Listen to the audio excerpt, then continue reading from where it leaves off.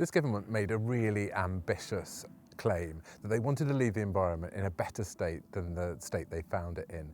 And they backed that up with a series of ambitious laws and a 25-year environment plan that saw nature being put back into recovery.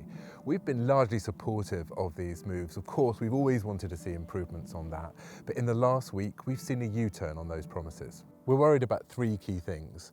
First of all is the introduction of investment zones, which have been introduced to superpower growth around the UK. Now, the reason we're worried about these is because they're not going to take into account the environmental protections that are critical if we're going to see nature working alongside the growth of the economy. We believe through projects like Building with Nature that growth and the improvements to the natural world can work hand in hand, and we think this is in jeopardy with these new investment zones. The second concern we have is around the EU Retained Law Bill, and this is one of the things that we've been really worried about, to maintain those protections that we had in wildlife since we left the EU. 570 laws that are being transferred over.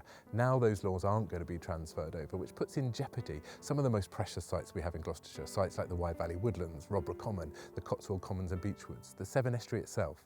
We want to see those laws protected.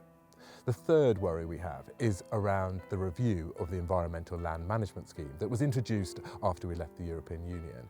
Now, this is an incredible opportunity to change the system we had, so to move away from paying landowners from the land they own to giving them money to protect the environment, and that feels like at the moment it's in review but also in jeopardy. One of the things we're really concerned about is the lack of promised transfer of European laws into UK law. And that means that special protection for species like bats and newts could be potentially lost. We're also concerned that the extra protections that came from European designations of sites like Landcourt in the Wye Valley, like Cooper's Hill on the Cotswold Escarpment, could be lost as well. These are really serious threats to our wildlife in Gloucestershire. We've introduced a really ambitious strategy that joins up Gloucestershire's special places and also sees them extend into new nature recovery zones. And these new threats to wildlife could put that at risk. We've got 6 MPs in Gloucestershire who've been really supportive of the Gloucestershire Wildlife Trust and really supportive of putting nature into recovery. Now it's time to write to them and express your concerns, as we have. We're really concerned that these changes to government policy could really set us back a generation unless we act now.